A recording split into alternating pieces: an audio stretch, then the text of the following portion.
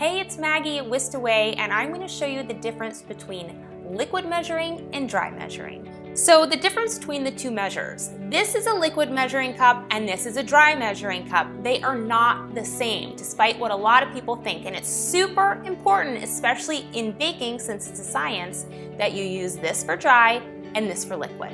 When you're measuring dry ingredients, it's really important to lighten up your ingredients, and you're going to lightly spoon it into the measuring cup. And with a straight edge, and I just use my scoop, you're going to level it off.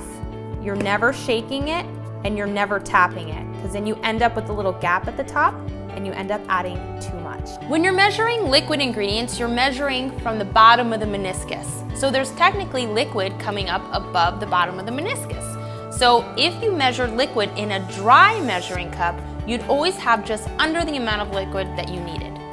Thanks so much for watching. Hopefully you've learned something new. Don't forget to subscribe. You can also follow me on Instagram, Facebook, and Twitter.